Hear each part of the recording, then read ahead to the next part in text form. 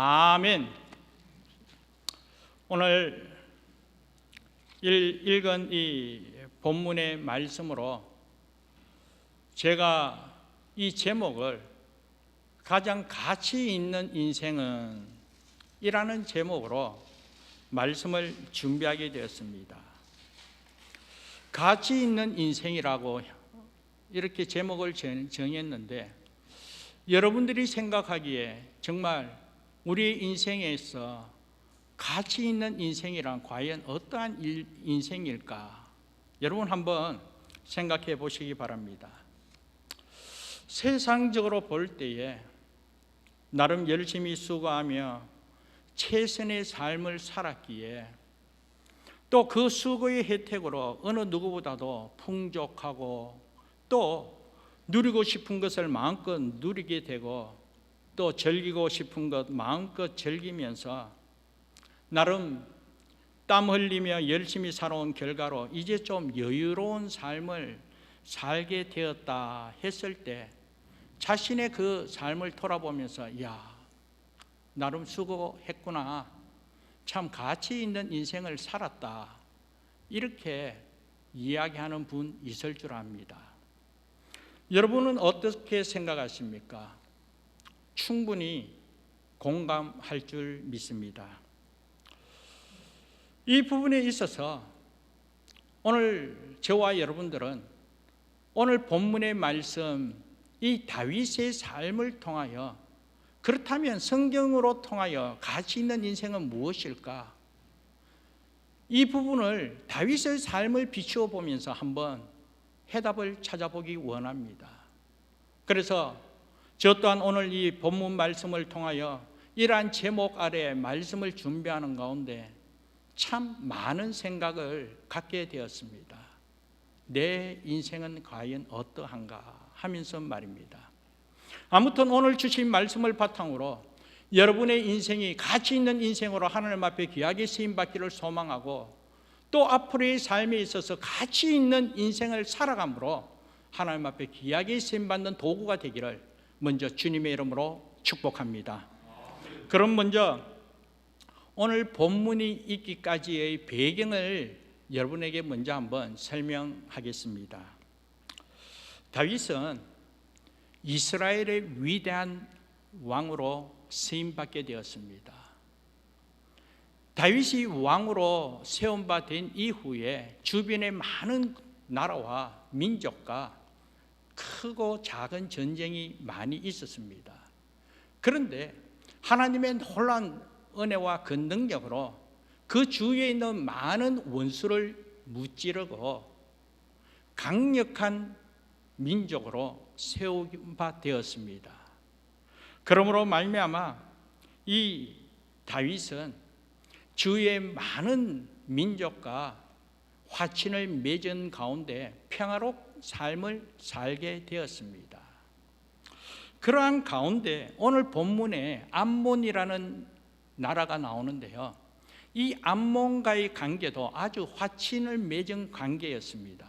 그래서 이 다윗이 이 강력한 힘을 발휘할 그 당시에 암몬과 화친을 맺게 되었는데, 그때 암몬의 왕이 누구냐면 나기스라는 왕입니다. 그런데 나기스 왕이 죽게 되어 그 아들이 다시 왕으로 세움받았습니다. 암몬의 왕 이제 한운, 이 나기스의 아들 한운이 왕이 되자 이 다윗이 지난날 그 한운의 왕 아버지인 이 왕이 죽음으로 말미암아 너무나 가슴이 아파 이 조문객을 파견하게 됩니다. 그래서 이 다윗이 조문객을 이 암몬에게 보내게 되었는데, 그런데 암몬에서는 이 나기스 왕을 조문하러 온 이 조문객을 어떻게 받아들이냐면, 한운의 왕의 신하들이 왕에게 왕이여 이 다윗이 보낸 이 조문객 정말 우리를 위로하기 위하여 조문하러 온 것이 아니라 조문을 핑계 삼아 우리 나라를 정탐하여 우리를 치려고 먼저 보낸 조문객 그렇게 이야기하는 거예요. 참 말 같지 않는 말이죠. 그런데 암몬의 왕 한운이 그 신하의 말을 그대로 듣고는 다윗이 보낸 조문객을요 어떻게 했냐면 이 수염을 반 잘랐다는 거예요.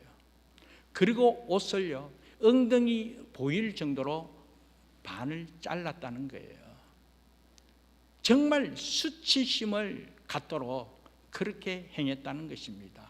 사실 수염을 반 잘랐다는 것은 그 당시에 부모나 형제가 죽었을 때 너무나 가슴이 아프고 고통스럽기 때문에 그 아픔과 그 고통을 무엇으로 표현할 수 있을까 하면서 수염을 반 잘랐다는 거예요.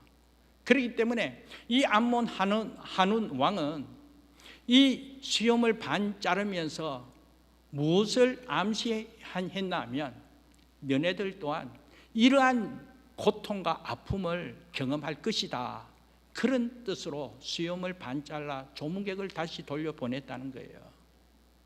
긴 옷을 잘라 엉덩이가 보이도록 그렇게 행한 것은 다름이 아닙니다.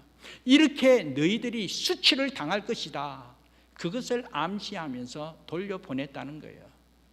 사랑하는 여러분, 다윗이 순전한 마음으로 조문하고자 조문객을 보내었는데 이 암몬의 왕 한운이 이 조문객에게 수염을 반 자르고 엉덩이 보일 정도로 옷을 잘랐다는 것은 한편으로 전쟁하자는 거예요. 선전포고나 마찬가지입니다. 이러한 사실 아래 다윗이 군사를 일으키게 되는 것입니다. 그런데 이 암몬 왕 한운은 자기가 한 일이 어떠한가 하는 것을 알기 때문에 전쟁이 일어날 것이라는 것을 예상하고 먼저 전쟁을 준비하게 됩니다. 그래서 암몬 왕 한운은 이 전쟁을 하기 위해서 어디에 도움을 얻냐 하면 아람에게 용병을 사게 됩니다. 33,000명이나 돈을 주고 용병을 구하게 되는 거예요. 그러면서 자신 있게 다윗이 군사를 일으키고 올 것을 대기하고 있었다는 거예요. 그래서 이러한 사실 아래 다윗이 요압 장군을 앞장세워 정예 부대를 구성하여 군사를 보내게 됩니다.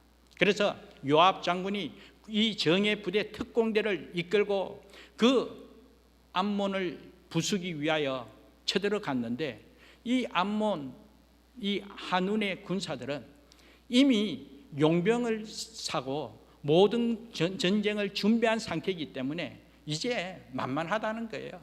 그래서 성문을 열어놓고 이 암몬의 군사들이 성문 앞에 진을 치고 있더라는 거예요. 전쟁을 치게 되면 누구나 할 것 없이 성문을 굳게 닫아놓고 전쟁 준비해야 되지 않겠습니까?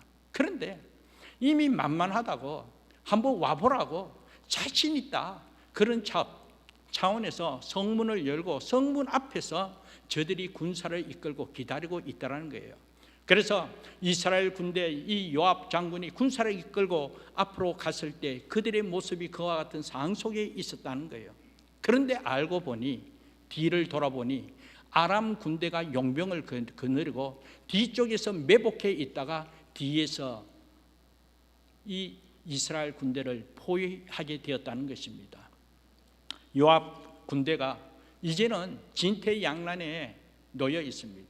포위당했습니다. 그때 요압이 무엇이라고 이야기하냐면 군사들에게 담대하라, 우리와 우리 백성과 우리 성읍을 위하여 하나님께서 행하여 주실 줄 믿고 담대하게 전진하자, 그렇게 요압이 함성을 외치면서 군사들에게 힘을 다할 것을, 담대할 것을 선포하게 됩니다. 그래서 요압 군사들이 정말 먼저 아람의 용병을 향하여 뒤쪽에 붙어 매복한 그들과 전쟁을 치게 되는데 그 결과 하나님께서 함께 하시는 은혜로 아람 용병들을 다 무너뜨리게 됩니다. 그래서 남아있는 아람 군사들은 살기 위해서 다 도망가게 되었다는 거예요. 그러니까 저 성문 앞에 있는 암몬 군사들이 그 전쟁의 모습을 보니까 아람 용병들이 죽고 살아있는 자는 다 도망가는 그 모습을 보고 이 암몬의 군사들이 겁을 먹고 성읍으로 들어가서 성문을 닫게 되었다는 것입니다. 아무튼 요압 군대가 그 전쟁 가운데서 승리를 하고 돌아오게 되었습니다. 그런데 문제는 이것으로 끝나지 않았습니다. 아람 군대가 살아 돌아간 저들로 통하여 아람 전체 왕에게 이 전쟁의 보고를 함으로 말미암아 아람 왕이 아니 어떻게 이럴 수가 있냐 그러면서 이 아람 주변에 있는 소수 민족을 다 동원해서 연합하여 이 이스라엘과의 전쟁을 치기 위하여 다시 전쟁을 일으키게 됩니다. 그때에 다윗이 이제 앞장서서 아람과의 전쟁을 하게 되는데 이때 하나님의 은혜로 다윗이 대승을 하게 되는 것입니다. 그런데요, 여기까지의 내용이 오늘 본문 말씀이 사무엘하 11장 1절부터 읽었는데요, 사무엘하 10장까지의 내용이 지금 전쟁의 이야기입니다. 자, 이렇게 아람과의 전쟁에서 다윗이 앞장서 대성을 이루게 되었는데, 그리고 이어서 오늘 본 말씀 11장 1절에서는 어떻게 이야기하고 있습니까?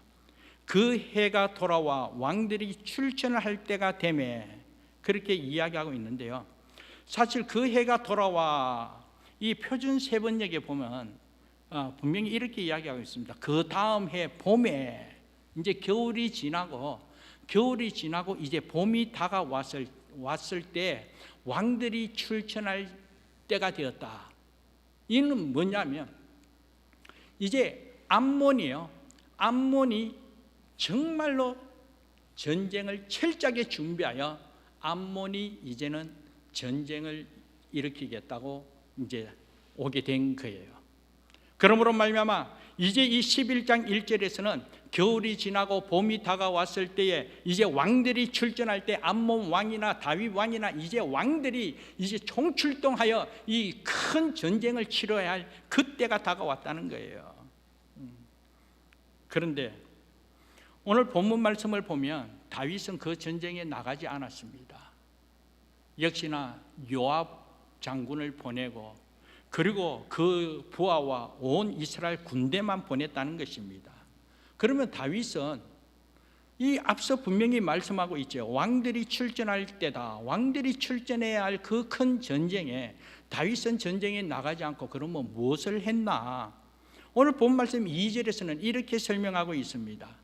저녁 때에 다윗이 그의 침상에서 일어나 왕궁 옥상에서 거닐었다. 그렇게 말씀하고 있죠.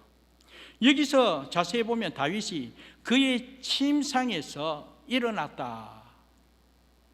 그러면 지금 이 침상에서 일어났다는 저 그동안 잠잤다는 거 아닙니까?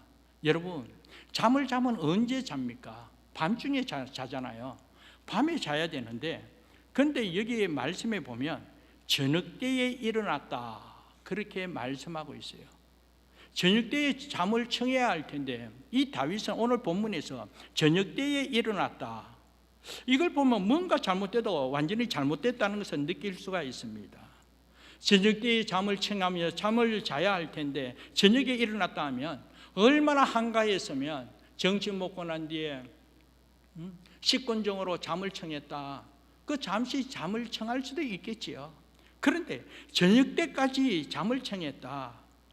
지금 상황은 어떤 상황입니까? 전쟁의 상황입니다. 왕이 직접 출전하여 목숨 걸고 나라를 구하기 위하여 지키기 위하여 전쟁해야 될 그런 상황에 이 다윗은 한가하게 그냥 낮잠 자는 정도. 그뿐만 아니라 얼마나 잠을 잤으면 저녁 때가 되어서 일어났다. 지금 그런 모습입니다. 사랑하는 여러분, 여기 이 말씀을 보면 이 다윗이 얼마나 나태해졌나 하는 것을 느낄 수가 있습니다. 그래서 저녁 때에 일어나서 한가하게 그 왕궁 지붕을 거닐었다는 거예요. 그런데 그렇게 나태하게 왕궁을 거닐다가 저 멀리 바세바가 모욕하는 그 모습을 보고 결국은 정욕에 못 이겨 동침하면서 죄를 짓고 말았다라는 것입니다. 사랑하는 여러분, 다윗이 어떠한 사람입니까?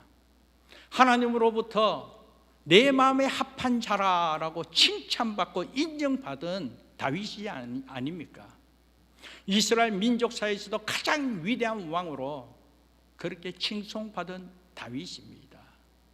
그런데 오늘 본문 말씀에 보면 이 다윗이 인생 일대에 가장 수치스럽고 부끄럽고 죄된 그런 모습을 보여주고 있습니다. 그래서 다윗의 인생에 있어서 이 사건은 정말 생각하고 싶지 않고 생각만 하면 후회할 수밖에 없는 그런 사건임을 믿습니다. 사랑하는 여러분, 오늘 이 본문 말씀을 통하여 먼저 우리가 한번 짚고 가기를 원하는 것은 다윗과 이 암몬과의 전쟁뿐만 아니라 오늘 저와 여러분의 삶도 여전히 세상과 또 이 우리의 대적 마귀와 영적 전쟁 상태라는 사실 여러분 잊지 마시기 바랍니다. 그렇기 때문에 오늘 우리 또한 항상 깨어있는 성도의 삶을 살아야 한다는 것이죠.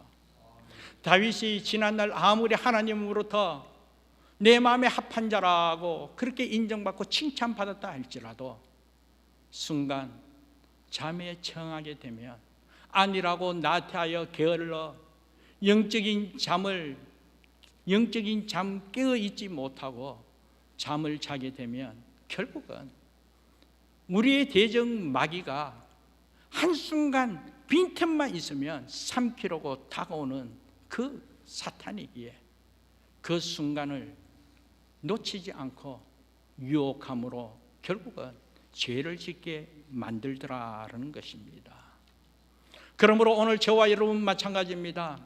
오늘 저와 여러분도 우리 주님 다시 오실 그날까지, 주님 부르시는 그날까지 우리 또한 이 땅의 삶이 영적 전쟁 상태나 마찬가지기에 항상 깨어있는 성도의 삶을 살아야 한다라는 것 여러분 꼭 기억하시고, 잠깐 우리가 안일한 모습으로 나태하게 잠을 청하게 되면 그 순간 우리 또한 죄를 지을 수밖에 없는 그런 나약한 존재요, 연약한 존재라는 사실 잊지 마시기 바랍니다. 그런데 사랑하는 여러분, 오늘 다윗뿐만 아니라 사실 오늘 우리 모두가 우리가 해야 할 일은 분명히 있고 우리가 있어야 할 곳이 어딘가 분명히 있다라는 것입니다. 오늘 본문 말씀을 통하여 볼 때 다윗이 있어야 할 곳이 어디입니까? 1절 말씀에 분명히 말씀하고 있습니다. 왕들이 출전할 때에 왕이 앞장서서 전쟁하면서 승리의 깃발을, 승리의 나팔을, 승리의 함성을 부르면서 전쟁을 이끌어가야 할 그 자리가 바로 다윗이 있어야 할 자리였다는 거예요. 그런데 다윗은 자기가 있어야 할 그 자리에 있지 아니하고 이 왕궁에서 나태하게 잠을 청함으로 말미암아 인생 일대에 가장 부끄러운 죄를 지고 후회하는 삶을 산 결과를 보게 되었다라는 것입니다. 그리고 다윗이 해야 할 일이 무엇입니까? 마땅히 나라를 지키기 위하여 왕으로서 해야 할 일 분명히 있음에도 불구하고 다윗은 그 일을 저버리고 한가하게 잠을 청했다는 거예요. 한가하게 그냥 나태한 모습으로 왕궁을 거닐다가 죄를 짓고 말았다라는 것입니다. 사랑하는 여러분, 사실 우리가 이와 같은 사실 아래 우리가 다시 한 번 더 생각해 보면 사실 이 다윗의 경우 아람 군대와 대성을 거두었습니다. 목숨 걸고 전쟁한 상황에서는 그 전쟁에서 대성을 했기 때문에 이제 육체적으로 마음으로 좀 쉬고 싶은 생각이 있는 것 당연하지 않겠습니까? 그렇습니다. 앞서 11장 1절에서 그 해 돌아와서 이거는 겨울이 지나고 다시 봄이 돌아왔다고 했습니다. 그러면 겨울이 지났다, 추운 겨울이 지났다는 것은 한편으로 힘들고 고생스러운 것이 지났고 이제 마음의 평안을 누리고 뭔가 안정을 누릴 수 있는 그런 봄을 맞이하게 되었다. 그러면 어떻습니까? 이제 좀 쉬고 싶은 생각 갖고 있는 거 당연하지 않습니까? 좀 쉬고 싶습니다. 당연합니다. 그러나 그런 상황 속에서도 여전히 내가 감당해야 할 일이 있다는 것 여러분 잊지 마시기 바랍니다. 좀 쉬고 싶고 좀 여유롭게 좀 안정을 찾고 싶은 것 당연합니다. 그러나 그와 같은 상황 속에서도 내가 있어야 할 것 내가 있어야 하고 내가 마땅히 감당해야 할 건 내가 감당하면서 여유를 갖고 쉼을 얻고 또 안식을 누릴 수 있는 그런 은혜가 있어야 될 줄 믿습니다. 만약에 그렇지 않고 내가 있어야 할 그곳을 저버리고 내가 마땅히 해야 할 일을 저버리고 우선 내가 하고 싶은 것만 하다 보면 바로 그때에 사탄이 틈을 타 유혹토록 하고 죄를 짓도록 함으로 후회하는 그런 인생을 살 수 있다라는 것입니다. 사랑하는 여러분, 오늘 여기 이 본문 말씀을 통하여 오늘 우리 자신을 한번 돌아보기 원합니다. 오늘 여러분 또한 오늘에 이르기까지 많은 일을 행했을 줄 압니다. 참 바쁘게 생활했습니다. 정말 열정적으로 수고했음을 믿습니다. 한평생 주를 위하여 살았고 또 열심히 했기에 열정적으로 살았기에 정말 쉬지 않고 여기까지 달려왔기에 이제 좀 쉬고 싶다, 좀 편하고 싶다, 당연히 그런 생각 가질 줄 압니다. 당연합니다. 쉬어야 합니다. 또 이제 좀 하고 싶은 것 하면서 또 누릴 것 누리면서 뭔가 좀 이전보다 다른 그런 쉼을 얻고자 하는 것 당연할 줄 압니다. 그런데 사랑하는 여러분, 오늘 말씀을 통하여 우리가 한번 깨닫기를 원하는 것은 다윗의 경우를 볼 때 큰 전쟁이 끝났다고 해서 다 끝난 것이 아니더라는 거예요. 암몬과의 전쟁에서 또 승리하고 전쟁이 끝났습니다만 또 그 다음에 보니까 아람 군대가 또 전쟁을 일으키다는 또 전쟁이 있고 아람 군대와 함께 대성을 거두고 나니까 또다시 암몬이 군사를 일으켜 또 전쟁, 큰 전쟁이 점점 더 큰 전쟁이 기다리고 있더라는 것이죠. 전쟁에서 승리했다고 해서 다가 아니더라는 것이죠.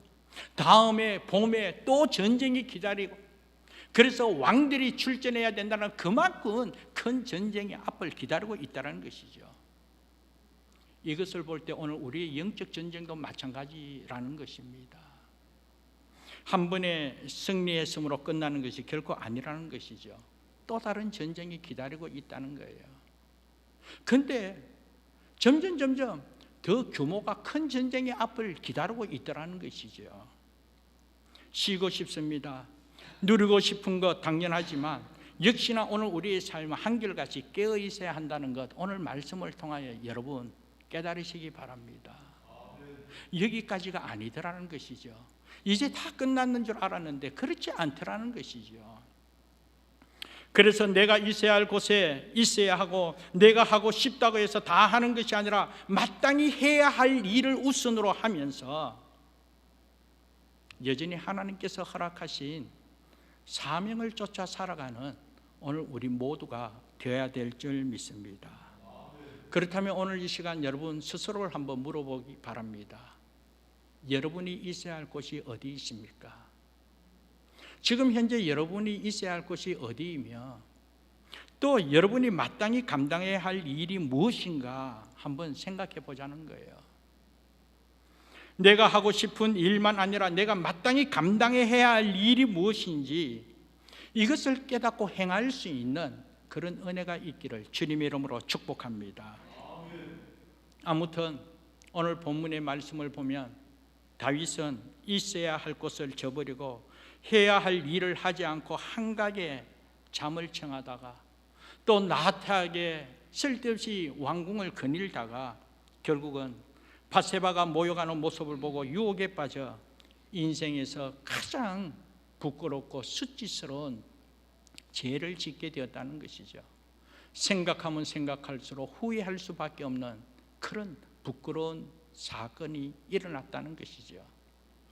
그러므로 사랑하는 여러분, 편안하다고 안일하고 나태하게 게으름 피우면서 잠자는 인생이 되어서는 안 되고, 편안할 때라도 여전히 깨어있는 삶으로 내가 있어야 할 곳 어디인지 그 자리를 지킬 줄 알고, 내가 하고 싶다고 해서 그 일 하는 것보다도 마땅히 우선으로 내가 해야 할 일을 감당하면서 주님 부르시는 그날까지 사명을 쫓아 감당할 수 있는 우리 모두 되기를 간절히 바랍니다. 그런데 사랑하는 여러분,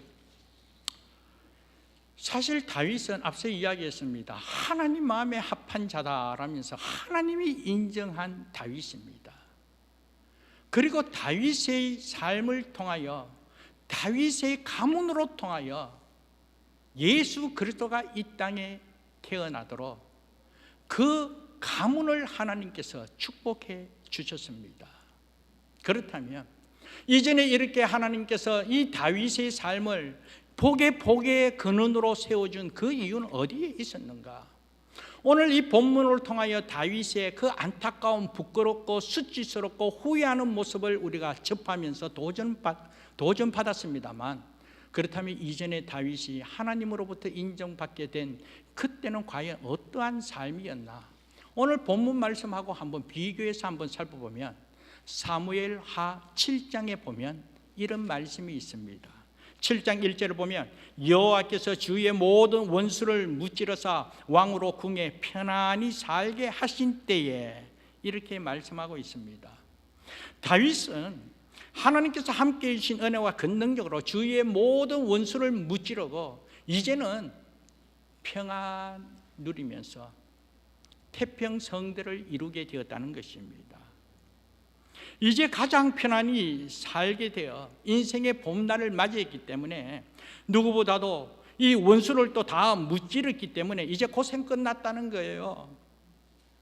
이제 평안이 찾아왔습니다. 그렇기 때문에 다윗이 내 하고 싶은 대로, 내 누리고 싶은 대로, 내 마음 이끄는 대로 마음껏 행한다 할지라도 어느 누가 다윗에게 이렇다 저렇다 말할 사람이 있겠습니까? 모든 것 다 행할 수 있는 그런 상황에 놓여 있습니다. 그런데 이와 같은 사실 아래 다윗이 어떤 의식을 갖고 살았냐 하면, 이 사무엘하 7장 2절 말씀에 보면 이렇게 말씀하고 있습니다. 나는 백향목 궁에 살거늘 하나님의 궤는 휘장 가운데 있도다 하면서, 정말 그 평안할 때에 하나님을 생각하며 하나님의 전을 생각하며 하나님의 성전을 짓겠다고 헌신하며 결단한 내용이 기록되어 있습니다. 인생에 있어서 가장 편안할 때에 이제 모든 것을 내려놓고 편히 쉬어도 어느 누가 말할 사람 없고, 당연히 그동안 목숨 걸고 전쟁하며 원수를 무찌르기 때문에, 그래서 승리했기 때문에 모든 것을 인정하고 박수치는 그런 상황이기에 이제부터는 자신의 삶을 위하여 마음껏 먹고 누려도 어느 누구 할 말이 없지 않습니까? 그리고 그러한 누리는 삶 자체를 당연하게 여길 줄 압니다. 그러나 다윗은 그렇게 하지 않았습니다. 그런 상황 속에서도 여전히 여호와 하나님을 의식하고 생각하고 하나님을 위하여 헌신하고자 하나님의 성전을 건축하겠다고, 나는 백향목 궁에 거하는데 하나님의 궤는 휘장 가운데 있구나, 그러면서 하나님의 성전을 건축하겠다고 하나님을 위하여 헌신하며 여전히 수고하며 땀 흘려 하나님 앞에 쓰임받겠다, 그렇게 결단했다는 것이죠. 사랑하는 여러분, 바로 이와 같은 삶을 하나님께서 귀하게 여겨주셨다는 것이죠. 다윗의 삶에 있어서 하나님의 놀라운 복을 누리게 되기, 그래서 하나님께서 다윗의 삶과 그 집과 그 자손에 이르기까지, 그의 왕위까지 하나님께서 복의 복을 영원토록 복을 누리도록 경고케 해주겠다고 약속한 그 내용이 사무엘하 7장의 내용으로부터 시작되는 것입니다. 그런데 다윗이 그 영원한 복을 누리게 된 그 배경이 편안한 가운데 있을 때, 바로 그때에 여전히 하나님을 의식하고 하나님을 생각하며 하나님의 전을 짓겠다고 결단하며 나갈 때 하나님께서 그 마음을 기쁘게 여겨 하나님께서 복을 허락해 준 결과라는 거예요. 그래서 여기 말씀에 보면 하나님께서 하나님의 복됨을 다윗의 삶을 물론이지만 다윗의 집과 나라가 영원히 보존되고 다윗의 왕위가 영원히 견고하리라고 약속하여 주셨고 하나님께서 그 약속 그대로 지켜 행함을 성경을 통하여 확인하게 되는 것입니다. 하나님께서 함께 하신 은혜가 얼마나 큰지, 그런데 그 놀라운 하나님의 은혜를 경험하게 된 그 배경은 편안할 때에 바로 그때도 여전히 하나님을 의식하고 하나님을 생각하며 하나님의 전을 위하여 헌신하며 수고하고자 할 때 하나님께서 그 마음을 기쁘게 받아주셨음을 믿습니다. 사랑하는 여러분, 인생의 봄날을 맞이했을 때 이제 정말 수고하며 예선거 다 내려놓고 좋은 결과로 이제 모든 것이 마무리되어졌다고 할 때 누구나 편히 쉬고 싶은 것 당연하지요. 쉬어야 합니다. 그러나 그와 같은 상황 속에서라도 여전히 하나님을 의식하며 하나님 앞에 쓰임받을 수 있는 저와 여러분 되기를 간절히 바랍니다.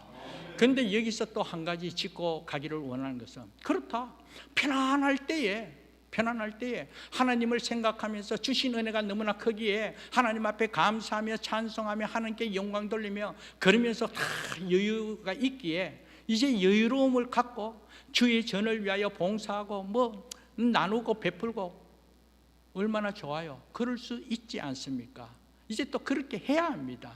그런데 이 편안할 때에 모든 것이 풍족하고 모든 것이 갖추어졌고 이제 마음껏 그렇게 할 수 있을 때뿐만 아니라 그 반대로 인생의 겨울을 맞이하여 힘들고 어렵고 춥고 배고프고 정말 말로 표현할 수 없는 그런 문제가 앞을 가리고 그 힘들고 어려울 때 어떻게 해야 되는가? 사랑하는 여러분, 그때도 마찬가지로 여전히 하나님을 의식하며 하나님과 함께 할 수 있는 은혜가 있을 때 하나님께서 그 삶을 복되게 형통케 하나님께서 책임져 주실 줄 믿습니다. 창세기 39장에 보면 요셉의 삶을 이야기하고 있습니다. 요셉이 10대에 꿈을 꾸었습니다. 그 꿈대로 이루어질 것을 항상 기대하면서 감사하게 생활하였지만 요셉의 삶은 말로 표현할 수 없을 정도로 형들로부터 요즘 말로 임신매매 당하여 애굽의 보디발 집에 노예로 생활하게 됩니다. 그 당시에 인간의 취급받지 않고 짐승 취급받으면서 생활해야 하며 힘든 노동을 해야 되는 것이 그 당시의 노예의 삶이었습니다. 그러나 요셉은 어떠합니까? 형으로부터 팔림을 당하여 이 보디발 집의 노예로 생활하지만 그럼에도 불구하고 요셉은 그와 같은 상황 속에서도 여호와께서 나와 함께 하심을 믿고 주어진 상황 속에 성실하게 최선을 다함으로 보디발 집에서도 인정받게 되고 하나님께서 함께하는 은혜를 누리게 되었다라는 것입니다. 그런데 이 요셉이 이 보디발 노예의 삶에서 성실하게 일을 함으로 인정받았습니다.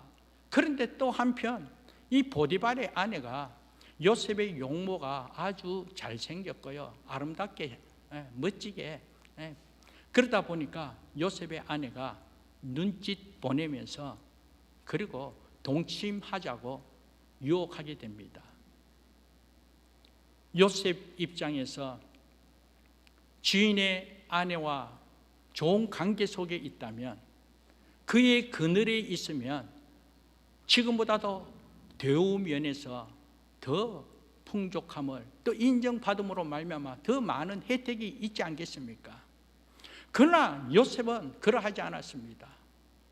그와 같은 노예의 삶, 비참하고 힘들고 어려운 가운데서도 그가 하는 말이 분명히 내가 어찌 이 큰 악을 행하여 하나님께 죄를 지으리까 하면서 자신의 위치를 깨닫고 자기가 해야 할 일이 무엇인가를 분명히 알고 있기에, 그리고 무엇보다도 노예의 삶으로 힘든 가운데 있지만 하나님 함께 하심을 믿는 믿음이 분명하기에 하나님을 의식하면서 하나님 앞에 어떻게 큰 악을 행하리요, 어떻게 하나님 앞에 죄를 지으리요, 그러면서 이 요셉이 자기를 지키게 된 그 모습을 통하여 하나님께서 함께 하심으로 그의 범사가 형통케 되었다라고 하나님께서 은혜 베풀어 주셨습니다.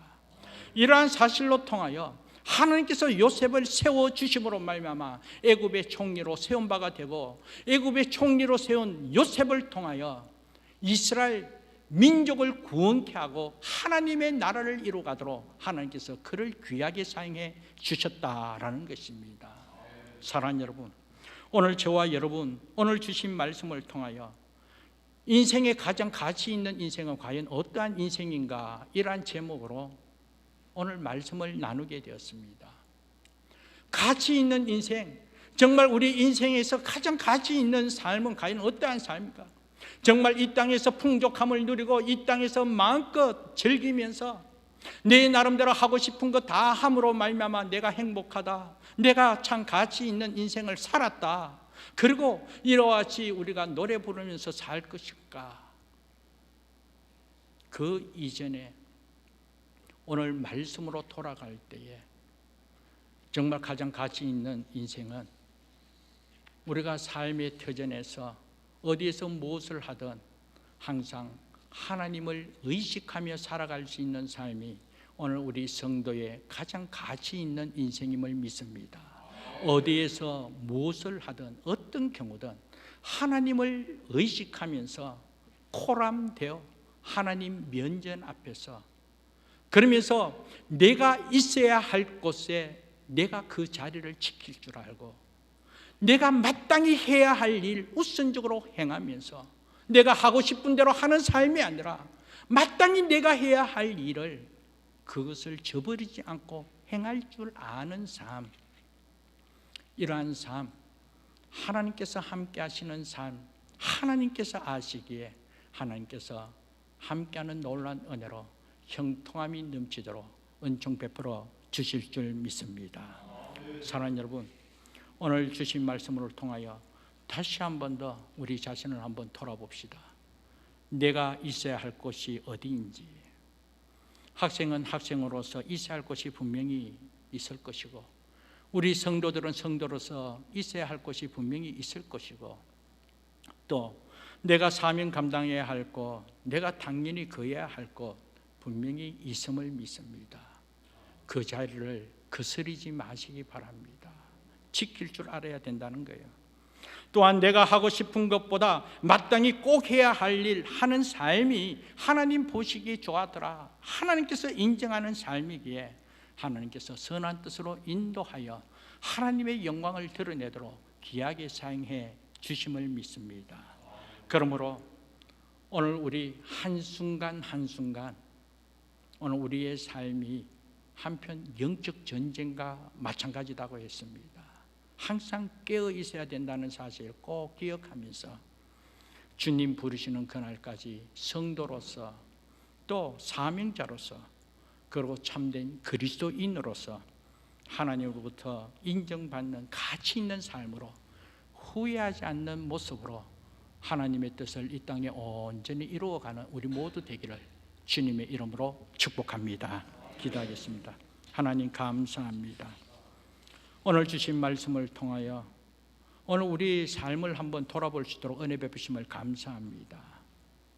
언제 어디에서 무엇을 하든 항상 내가 있어야 할 곳, 그 자리를 지킬 줄 알고 내가 마땅히 해야 할 일, 내가 감당함으로 말미암아 하나님 보시기에 좋았더라, 하나님으로부터 인정받고 하나님 마음에 합한 자로 쓰임받는 우리 모두가 되고 교회가 되어서 날마다 하나님의 뜻을 이루어 갈 수 있도록, 이로 말미암아 가장 가치 있는 인생으로 하나님의 이름을 높이며 그 영광 드러내며 쓰임받는 우리 온 성도가 되도록 하나님 함께하여 주옵소서. 감사하고 예수님 이름으로 기도합니다. 아멘.